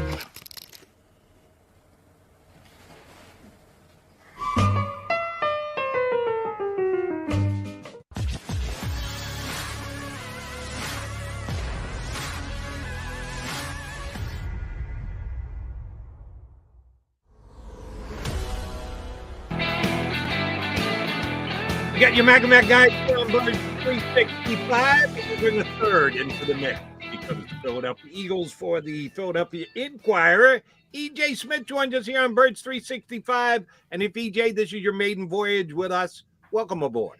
Well, thanks for having me, guys. This is my first time on the show, but hopefully not my last time. Hopefully I don't screw it up too bad. I'm trying to get EJ on. Glad we finally worked it out. Good to see you, even though I saw you yesterday. But so let's before we get to Jonathan Gannon, I want to. We got a lot of time with him yesterday, EJ. But I do want to talk about Andy Weidl leaving. Because that happened kind of late last night when the news broke. And I think, a lot of us said there's a good chance Andy was going to leave, but I think it kind of threw everybody off for a loop. Nobody knew the Steelers were looking for a GM and an assistant. So, but from the Eagles' perspective, when you start looking at it in hindsight and you see Tom Donahoe, who's kind of his mentor, whether he was pushed out the door or he really retired. They moved on from Casey Weidl a year early. Didn't seem like the Eagles were bending over backwards to try to keep Andy Weidl. You think that's a fair assessment? Yeah, definitely. I agree with you. I mean, you said it right there. I think the writing was kind of on the wall that, something was probably going to happen with Andy Weidl. Just when you look at all the people he was closest with in the front office left last week. It was Tom Donahoe and, before that, Casey Weidl, his brother. So I do think that, signs were pointing on him not staying. I mean, if they were really trying hard to keep him, they probably wouldn't have done those two things. So I just think that it seems like they're definitely moving the front office in a different direction at this point, at least, especially on the personnel side. And yeah, I think that, it's a bit cleaner with Andy Weidl going somewhere else. I was surprised to see him take an assistant GM job. I thought, it seemed like he was definitely a finalist for the Steelers GM job. And, I guess, he probably evaluated his options and saw that I can go work in my hometown. It's a city that I'm really passionate about and work for a guy who I assume he knows Omar Khan pretty well. And, it's still technically a promotion, to go from, VP of player personnel to assistant GM. So, it's still a move up in his mind, I'm sure. So, yeah, I'm sure it made sense, but it's definitely it's a big loss for the Eagles front office. EJ, if the Eagles are, as you say, moving in a new direction with their front office, simple question, why? Well, I think that they have to evaluate the structure of things first and foremost. I mean, they've lost so many people in the last few years, and I think that's the biggest why. Is it's just like it's hard to keep replacing people over and over again. And I think the fact that they don't have the assistant GM title is probably something they're going to have to address. They've lost 4 people to that title this year, and it's hard to keep people when they can just get a better job elsewhere, a more prestigious title. So I think the structure is going to have to change, and I do think that they're just going to have to figure out how they can stop losing people so often. It's nice to have people in demand like that, and it should bode well as they hire people that people see. If I come in here, I can move up, whether it's here or elsewhere. But I do think that they have to find ways to make sure that people are incentivized to stay with the structure of things, and make sure that they have people who will stay. So what do you think, EJ, is the reticence to call somebody assistant GM? Who cares? A title's a title. I encourage everybody, and obviously I'm older than EJ, so I don't know if you ever watched Cheers on Netflix, but there's a great episode of Cheers, and everybody should watch that show, but where, they didn't have money to give anybody raises, so they gave them titles, and everybody was happy.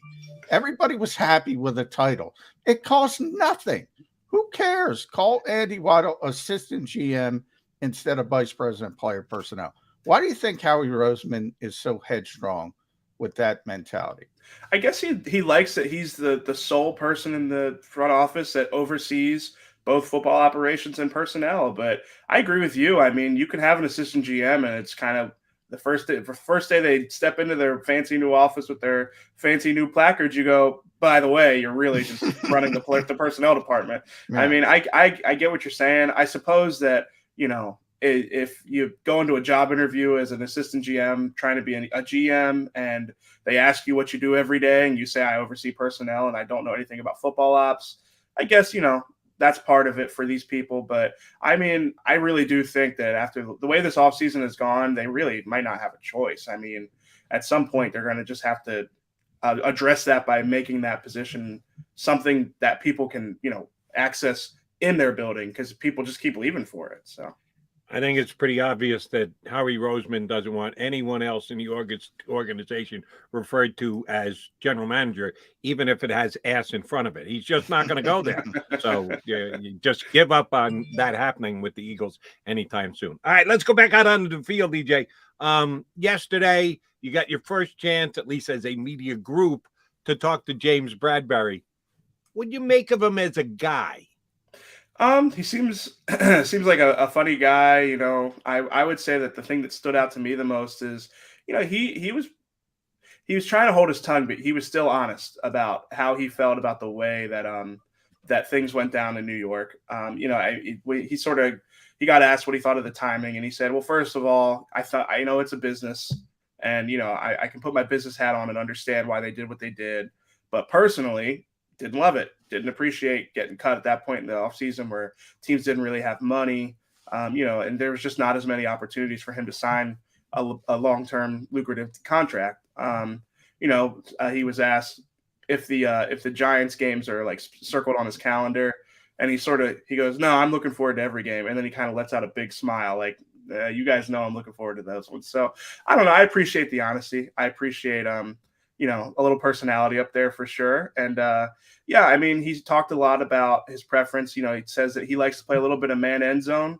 I'm curious to see what the Eagles do there. Like Jonathan Gannon has last year, they used a lot of zone. He comes from schemes that use a lot of zone, like coaches that favor zone coverage. So I sort of feel like that's probably what he'll, gravitate toward. But now he's got three really good cornerbacks, I'd say. And, if they want to play man, they kind of have the personnel to do it at this point.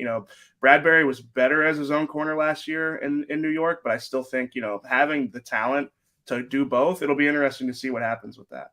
Yeah, and we got a lot of time with JG yesterday, as I mentioned, EJ. He's got everything in the front seven. We haven't seen depth at linebacker with the Eagles in a very long time, and now you could argue there's some depth. The defensive line, you start to see where's Milton Williams going to get some snaps as an elevating player. It's going to be the old nice problem to have. You mentioned the corners, at least on paper. That's one of the best trios in football. The one question mark is safety, but you can't have everything. This team is legitimately hyped up about Marcus Epps. I think we can say that right now, and people can feel confident.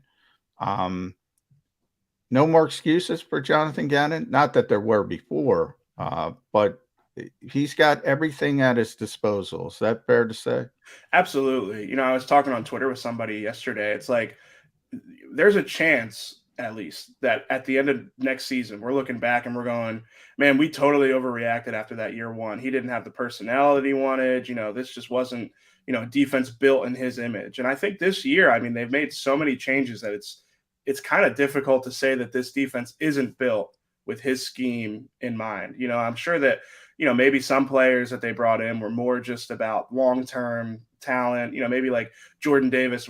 Although Jordan Davis he seems like a really good fit for what Jonathan Gannon wants to do. So I definitely think that this year it kind of is like a no more excuses. He's got a lot of talent on the field. He's got a lot of players that fit what he wants to do, seemingly, like he's got a Jordan Davis and Hassan Reddick, and all of a sudden a 5-man front is actually a really talented 5-man front. Last year when they went in those fronts, sometimes they'd have to put, they'd have Jannard Avery on the field at Sam, and, they had guys out of position playing that 4-eye technique, whether it was like Josh Sweat or Ryan Kerrigan. Now you could put Milton Williams at that 4-eye. You could put Jordan Davis at the nose, and you have Hassan Reddick at the Sam. Like, those are huge upgrades. So definitely a lot more talent in the formations that he likes to run, for sure. And just generally, I think the defense is a lot better than it was last year. So I definitely think this will be more of a fair test for Gannon. And I think you're right. It's kind of like no more excuses. All right. You mentioned the Sam, the Will, the Mike. Have those become obsolete terms? Will they be obsolete terms with this year's Philadelphia Eagles team? Because Jonathan Gannon seems to want to be as flexible, as optional as possible, that he doesn't really want to, and he didn't give you guys yesterday, at least not on the record, any definitive things he wants to do with the defense this year. He just wants to be able to make it up as he goes along from play to play. Do you make up the names of the linebackers as well? The Mike and the Will, I think, are pretty interchangeable with Gannon. I think that all those guys know how to play both. The Sam is its own type of thing most of the time. That's like a defensive end almost. So I do, and I don't know. I take him a little bit at his word with this, like, oh, I don't have a scheme. We don't run anything. Like we can change it up every week. He has his preferences, but and most of the time you're going to see him in cover 2 high, 5-man front, like, 2 cover linebackers off the ball. And they're going to run a lot of the same stuff, I feel like. So I don't always buy this, like, we don't have a scheme, but I think the philosophy is sound in that, like, you don't want to be like, I'm always going to run this exact look because it's the one that I like the most and it's the one that works most of the time, even if I don't have the players for it, even if we don't have the matchups for it. But for the most part, I do think that he has a scheme. He has a way he likes to play. Yeah, he does. I've talked to JG a lot over the years. He broke out overhang, I think, for the first time. Yeah. I don't know. Has he mentioned that in Philadelphia? I don't think so. Yeah, No. I think he broke it out for the first time yesterday. And that's the Hassan Reddick type player. Yeah. In that Sam linebacker. So I think it was interesting. I think he's a little bit more comfortable this year. Definitely. And maybe because he got all the head coaching interviews. And, I thought he was getting that Houston job for a while. So I think it was how you mentioned we're renting Jonathan Gannon. Do you think they are? Do you think, this is it 1 year and he's going to be a head coach? Yeah, I sort of think that's where it's going. I mean, like, I know some fans really get they don't get it with Gannon, but it's like they when you met him for 5 minutes. I was about to say, once you hear him talk and you sort of hear him, when you hear him talk football, it makes sense. Like, listen, the results weren't as good as they should have been last year. I thought that, I was on the record as being surprised that he had as much attention as he did early on, but I also said the way he interviews, it made sense that he was a finalist once he got interviews. Because it's just he does have a very innovative view of defense. He's definitely approaching it the way that a lot of the young, you think about Brandon Staley, you think about Robert Saleh, he's approaching it in line with those guys, especially Staley. So I do kind of think that I'm sure he'll, unless things go terribly wrong here this next season, I'm sure he'll get attention for head coaching jobs again next year. And again, anytime he interviews, I would say you can't count him out because he just is, even just the way that he thinks about as a defensive coordinator, positional value, he's got a background as a scout. And that shows up, he definitely thinks about, where he wants money spent on his defenses. And, he has a very macro view of an organization, even as a defensive coordinator, which I think will bode well once he's a head coach. All right, let's get over to the offensive side. John and I haven't talked about the running back position, I don't think all week, as a matter of fact. I know you guys got a chance to talk to Boston Scott yesterday, and everyone who covers the Eagles, follows the Eagles, roots for the Eagles, believe they're going to throw the ball more this year by hook, by crook. However, they go out and get A.J. Brown. Oh, they plan on throwing the ball more. How about out of the backfield? That's still throwing the football. I would not have called it a strength for Jalen Hurts last year, flaring the ball back, hitting their guy coming out of the backfield. I wouldn't say he was bad at it, but I just wouldn't call it a strength. How big a component of the offense is that going to be this year, throwing to backs out of the backfield, whether they start in the backfield or they're split out to a wide receiver position, a slot position? How big a part of the offense do you think that's going to be this year, EJ?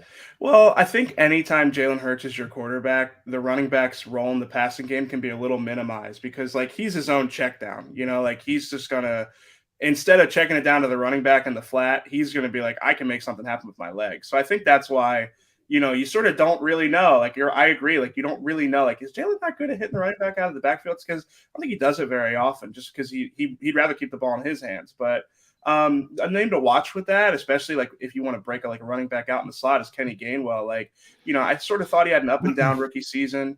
The touchdown production was really good. Sorry for fantasy owners who, you know, had a Miles Sanders. But Miles.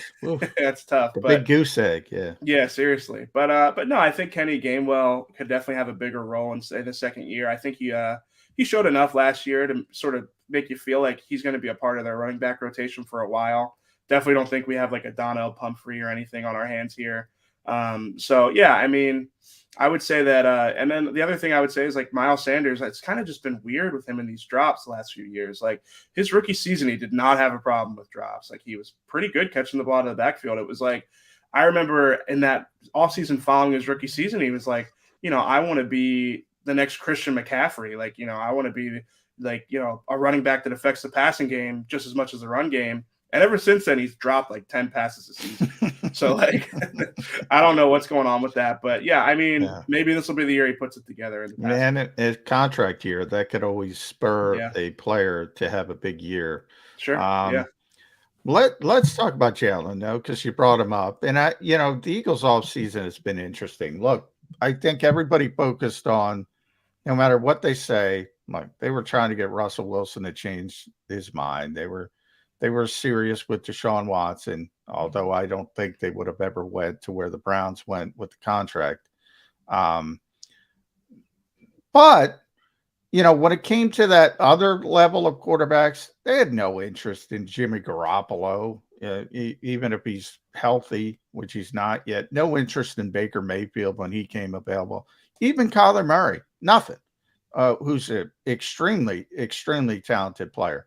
So that's a very good sign that the Eagles, all right, if we can get a superstar, we'll think about that. But otherwise, we're very happy with Jalen Hurts.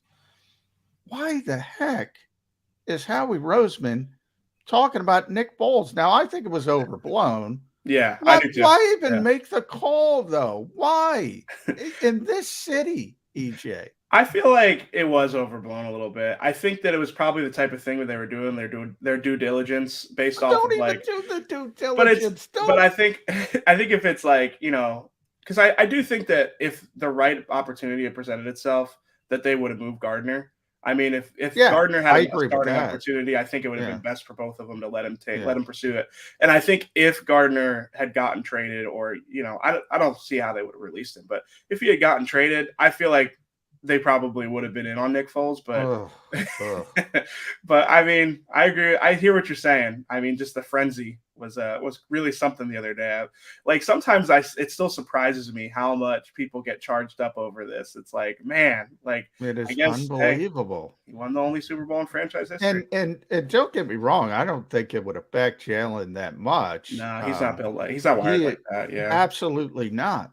But you know who it would affect? Nick Sirianni. And I think people forget, you know, he's a young coach. You know, we've had so much, you know, everybody says it's, you know, if Jalen Hurts has a good season, you know, the Eagles have everything on offense to be successful. Defense, we talked, it's on JG. Put all the pieces together. Nick has kind of skated under the radar. Everybody's like, yeah, Nick's a good coach. Nick's doing a solid job. Nobody talks about him.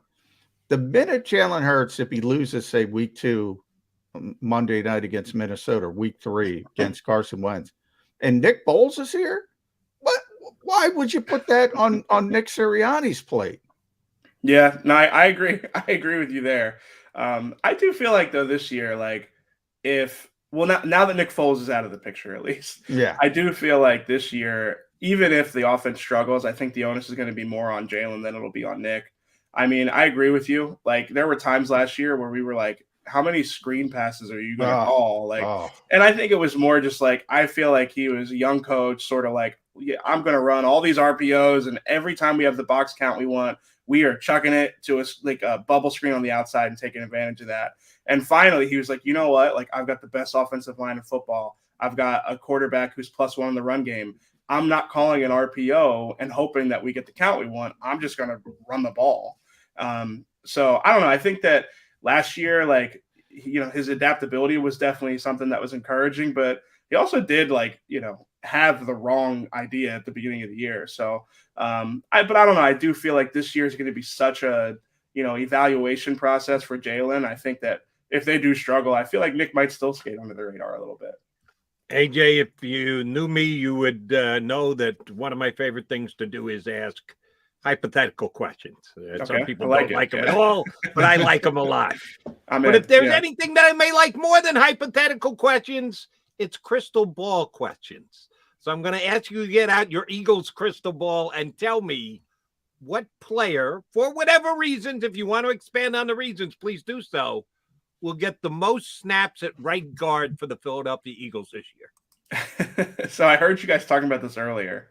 I think it's Isaac Seumalo. I mean, like, I hear what you guys are saying about the durability stuff, and you're right about that. And it might be that Jack Driscoll steps in for him, but Jack Driscoll hasn't been durable either. No. I mean, like, I feel like I was lower on Isaac Seumalo, but I really did. I took Jason Kelce at his word last year. I mean, he said something along the lines of, like, you guys don't really talk about him, but he has become one of the best guards in football and, like, one of the most important parts of our offensive line. And that surprised me. But I mean, Kelce knows more about offensive line play than I do. So, but then again, Kelce loves everybody. True. Yeah, that's fair. He throws terms like Tesla stock on guys who can't even get onto the field. So come on. I love Kelce, but I take what he says about his teammates with a little bit of a grain of salt, because he's always going to pump up his teammates. I think he sees that as a responsibility as a leader of this football team. The Tesla stock is apparently, I'm no stock market expert, but I heard Tesla stock's not doing great. No, it's not. Yeah. So maybe Kelce is that bright. He was like, we all took it as a positive. Oh, he was going crystal ball on us for the mark. Little did I know. Shame on me. I should have put that 2 and 2 together. Never doubt Jason Kelce. You should know that, Jody. Well, we were talking something else. I think you're right. The question with Isaac, the only question, because Jeff Stoutland has raved about him over the years. And this, I started thinking about it before they released Nate Herbig. I said, Isaac makes a lot of money, and it does seem like Stoughton and Nick Sirianni really, really like Jack Driscoll, and he played well. And there's durability issues with both players, as you mentioned, EJ. And I started thinking, well, maybe they might move on, sort of James Bradberry like from Isaac Seumalo, just because he's really expensive as a guard, and he's certainly not going to be a backup at that salary. But then they released Nate Herbig, so I think that cleared things up a little bit. I want to go to tackle. I don't know if you heard us talking about that part. Last year when Lane had to lead the team, they flipped Jordan Mailata to right tackle and put Andre Dillard at left tackle, which I think the ability to do that makes Andre more valuable. I think a lot of people said, well, they have to trade Andre Dillard. He can't be a backup. He's got no versatility. You've heard it, yada, yada, yada. But having Jordan, the versatility he has, that's a little bit of a luxury. Do you think the Eagles look at it that way and think Andre Dillard's more valuable because they know they could move Jordan and he can just be a left tackle? Yeah, I mean, Jordan is like it's a credit to him for sure. Yeah.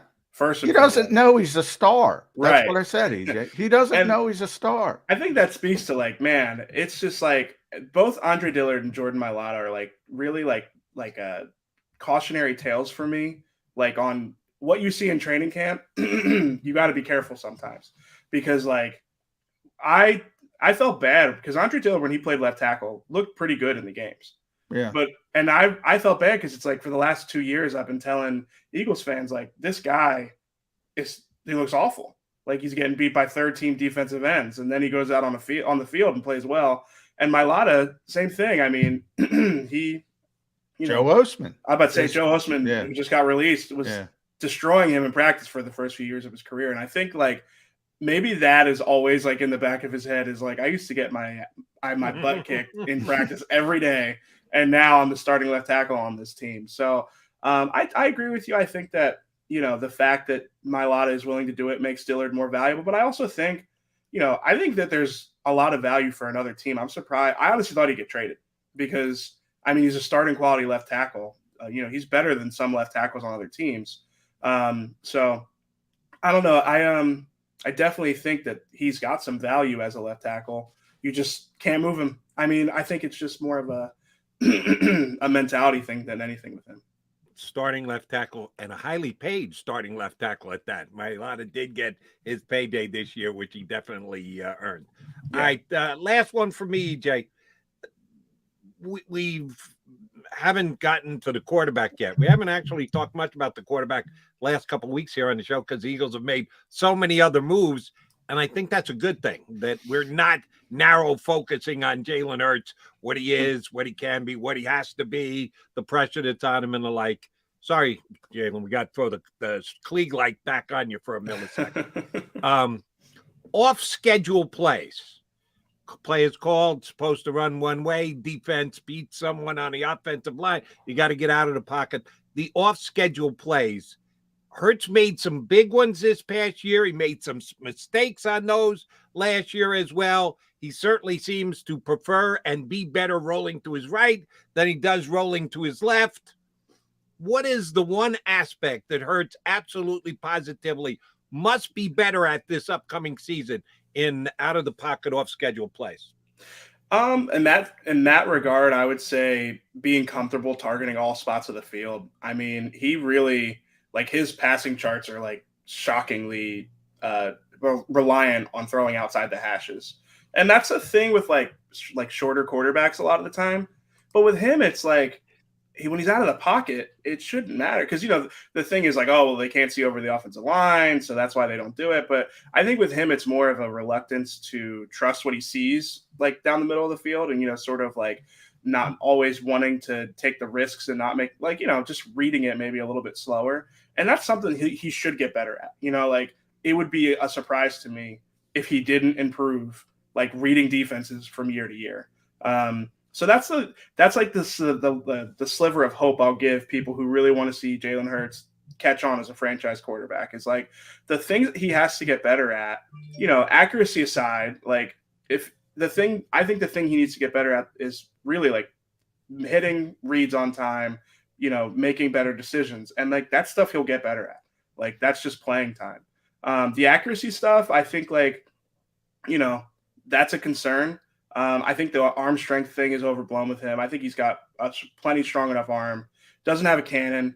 There are times where you're like, like, I remember one of the throws against Tampa Bay. I can't remember the play, but it was like he threw it toward the end zone. And it's just like, you did not put enough on that. Like there are times where you feel like his arm sort of defies him, but I don't think arm strength is an issue with him. But yeah, I would definitely say like on these off schedule things in particular, it's like you have to be able to hit the guys on the scramble drill that go inside instead of all the ones running to the sideline. So EJ Smith at EJ Smith 94, no periods, by the way, in the name, EJ Smith. Read him, Inquirer.com, his latest on Jonathan Gannon, reworking his scheme around the new additions. You can check out EJ there. I'll leave you with this, EJ. We'll keep it with the quarterback. Do you think he's already got Dallas Goedert to use in the middle of the field? Now you got a huge receiver. You think those big bodies help Jalen Hurts be more comfortable? Because those passing charts you mentioned, they look like a donut, basically. They avoid the middle of the field. I think that those are like the types of receivers that he like will do the best with, honestly, is that Dallas Goedert, AJ Brown. Like as good as Devontae is, I do think that sometimes Devontae could use like a quarterback that is a little bit more like predicated on timing and, accuracy. Like I don't think that Jalen and Devontae are like perfectly matched as a quarterback receiver combo, I think AJ Brown is like exactly what you want for Jalen Hurts. Like contested catches, just like go win. I think Jalen will give him the chances to do it. I mean, you saw he really liked targeting Dallas Goedert late in the season last year. So yeah, I definitely think that'll probably help for sure. And even if it's not targeting the middle of the field, just like having, a big target on the outside will help him, I think. All right, EJ, I lied. I do have one more question for you. Sticking with the off schedule that we talked about with Jalen Hurts. Mm-hmm. Off schedule, checking your sources here. Where is Nick Sirianni going with competitions when camp opens up? Is tetherball a possibility? Is cricket in the offing for the Eagles? What is going to be this year's camp competition venue that Nick Sirianni will use to see if he can get a read on his players on how badly they want to win? I thought you were about to ask me if there was like a left tackle controversy or something. No. We're a little late to wrap things up here. The only inside information that I could share with you is that we were in the media room, like the auditorium yesterday, and I'm looking at that basketball hoop that they put up. And that thing doesn't look so good. That thing looks like it might be coming down soon. So what I'll tell you is that the basketball might actually have to stop at some point because they might have to repair that wall. It looks like some offensive or defensive lineman went up to dunk on that thing, and the whole thing kind of shifted in the wall. I think Daryl Dawkins was in there. I don't know. I saw Anthony Harris throwing up a couple Ben Simmons free throws. The Eagles put that on. That was harsh that they put that on their website. But I did see a football in the auditorium for the first time. I never see a football. What a novel concept. Yeah. What a novel concept. That is funny. EJ, great stuff. We appreciate you coming on with us. Now that you're part of the fam, we are going to get you back whenever your peeps allow you to join our peeps. Thanks for doing it with us today. We will certainly talk to you again down the road. Absolutely. Thanks for having me, guys. I appreciate it. DJ Smith, outstanding job covering the Philadelphia Eagles for the Philadelphia Inquirer, and we'll suck them into our world whenever we can in the upcoming months and leading into the 2022 season. McDonald and McMullen, your Mac and Mac guys coming back to put a bow on the show.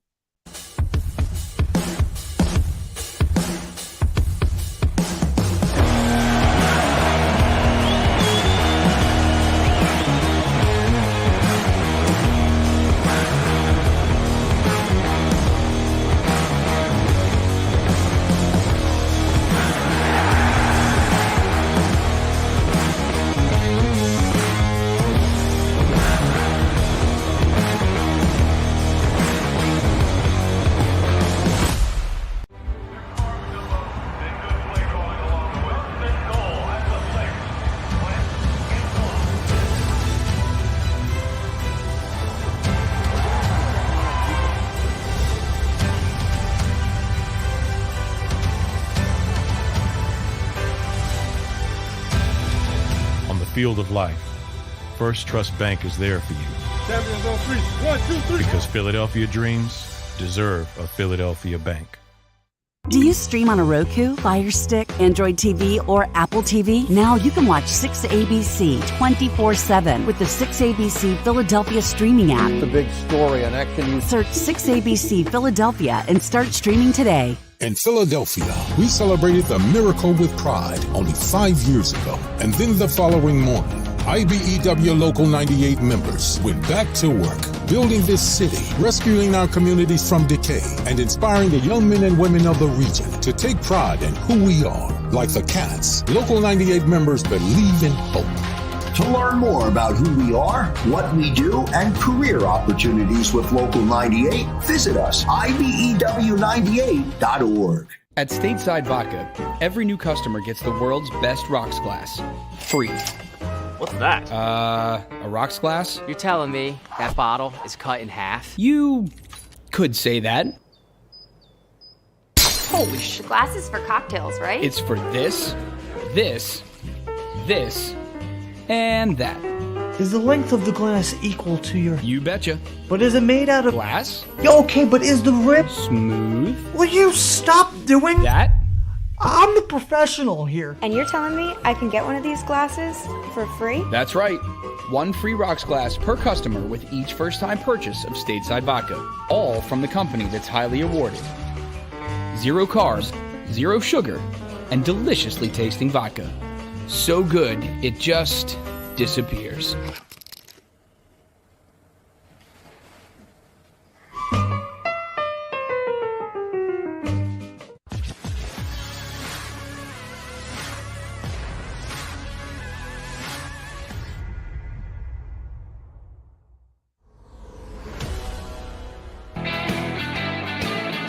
Coming down the home stretch on a Wednesday, Birds 365 with John McMullen and Jody McDonald. All right, a couple of questions for you, McMullen, before we put a bow on this show.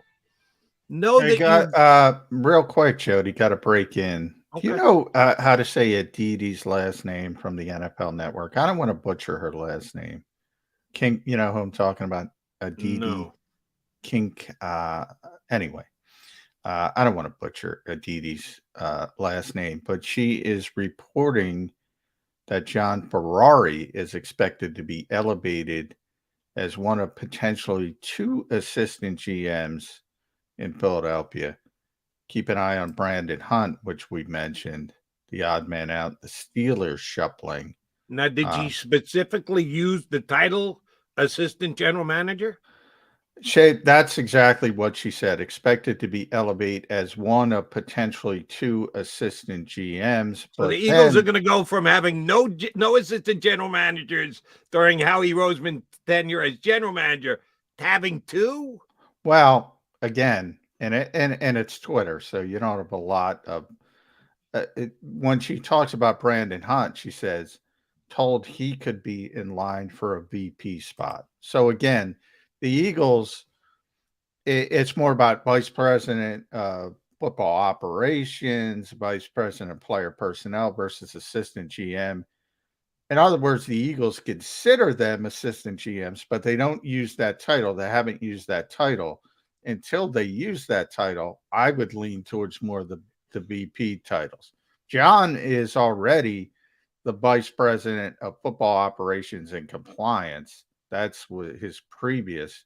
He's sort of the guy who keeps an eye on the rules and looks for the loopholes there.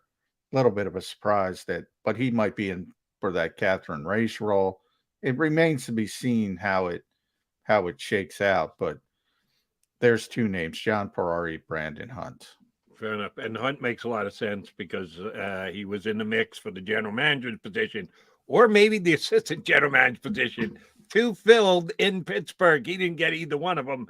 The Eagles had certainly already contacted him, so he might read the writing on the wall that a promotion is not in the offing in Pittsburgh for several years. Maybe he does come here to Philadelphia. That makes a lot of sense to me. The question I was going to ask you before you gave us the good Eagle front office potential dirt going forward, they made the decision yesterday, keeping the combine in Indianapolis, not only this upcoming year, which they were going to do, but the year after as well, because there were stories about taking it on the road the same way they do the NFL draft. I've never been to the combine. I've been to Indianapolis, and I know the layout of how they have the combine, but I've never been there.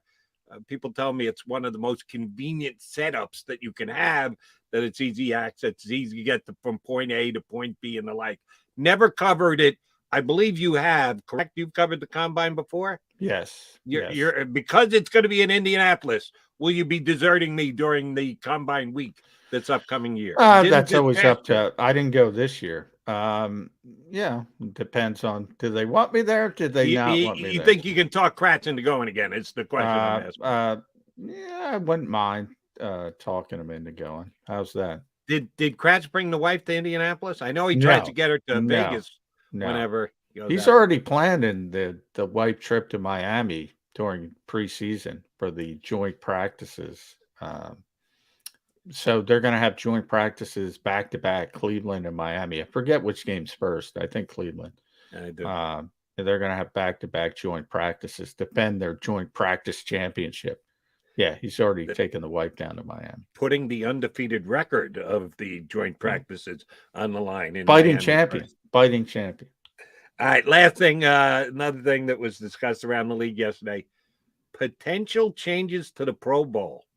Good. If they are creative enough, John McMullen, will it lure you back into that assignment? I will never watch another pro unless I'm forced to. No, I'm talking about covering, getting there and going because the new structure of the Pro Bowl. John McMullen must be on the coverage. When it was in Hawaii, I was begging to cover it. Nobody cared. It's not in Hawaii, so I'm not going to be asking. Let's put it that way. But I've always said, keep the honor, ditch the game. It doesn't, the Pro Bowl is very important for players and the honor and contracts even. So keep the honor, ditch the game. And by the way, if you do it that way, Jody, and you can have some sort of NBA-like skills challenge or whatever and still have an event. And it's more meaningful, too, the Pro Bowl, because you don't have all those alternates from guys dropping out. So if you make a Pro Bowl, you're at the top tier level of that particular season. So I've always said that. Flag football at its finest, coming to you soon after the 2022 season. That might be the NFL season, by the way, according to some people. It's like flag football. Just put, why don't we play 7-on-7s? We don't run team drills. So Eagles, that could improve the Eagles' chances because they're going to get a lot of 7-on-7 work this upcoming offseason. Flag football, baby. Safety. All right. I might say we try this again tomorrow. You in? Let's do it. I say we're both in. We'll be back here on Birds 365 in 2 and 2. You've been listening to Birds 365, the destination for the passionate Eagles football fan who bleeds green. If it's Eagles football, we're talking about it. Debate inside the locker room and guests that are some of the greatest football minds from around the region. We hope you enjoyed the show. We know we had a blast. Make sure to like, comment, and subscribe, and we'll be back soon. But in the meantime, hook up with us on social media at JAKIB Sports. See you next time on Birds 365.